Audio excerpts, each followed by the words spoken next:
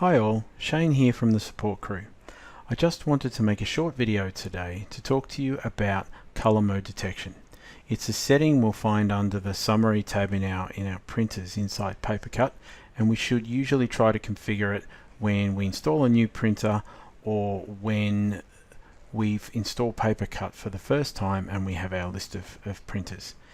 It allows us to be as accurate as we possibly can on the reporting of the color content of jobs to make sure that our reports that at some stage you'll get in the future if you are new to PaperCut will be as accurate as possible against the actual pages that are coming out on the printer itself. So without further ado, let me take you into PaperCut, show you where this setting is, and we can go over the options that are there and what they actually mean. So we'll just log into our PaperCut server here. Now you'll find that we start at the dashboard. For those with older versions of PaperCut, these options may be at the top rather than on the left hand side, but the way we work is generally the same. So we'll go into our printer section and you'll see on your PaperCut hopefully a long list of printers. Just for demonstration purposes, I have one just today. We'll click on that printer to jump into it, and then what we'd like to do is scroll down just a little bit until we get to the advanced or less often used configurations. Ours comes under less often used because hopefully we will set it once and that will pretty much be the last time we have to think about it. So we'll start where we've landed at the moment, which is using standard detection. You'll see the three options there. With standard detection, we basically look at a print job. If you think of PaperCut as looking down on a print job as it goes by, we look at the print job, and if there's any color content in that print job at all, what we will actually do is mark the entire job as a color job, and every page that's printed out will be charged at your color page rate.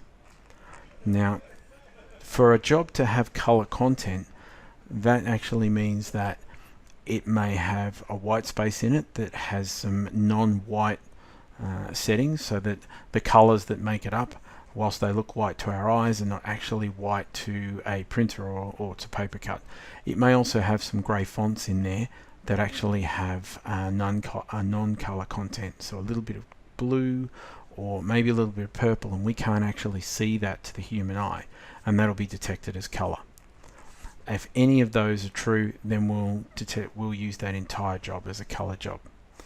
And moving down to the next one, those rules apply to the page level detection as well. However, at page level detection, we'll actually look at each individual page and we'll determine whether that page is pure black and white or grayscale that only has black at varying levels and white in it, or whether it has color on a page, and then we'll actually charge those appropriately using your black and white cost settings or your color cost settings. Now for the top one, the grayscale printer, this allows us to exercise some control. This is a setting that we'll set when we know for sure that the printer we're printing to is a black and white printer, or mono printer as some people call it, and there's no way that any color pages can come out of this. So that basically tells PaperCut that as it sees a print job going by and it's heading to this printer, even if we see color content in that job, we've been told that the printer can't possibly print that out, and so to charge that out at the black and white cost only. And the end of all these three being set correctly is accurate reports and accurate matching of the consumables you're going to use in your printers against PaperCut. Now there is some more information on the web about the color mode detection, so we'll just take you quickly there and show you what to search for. If we go to papercut.com and in the search bar on the right here we search for color mode detection,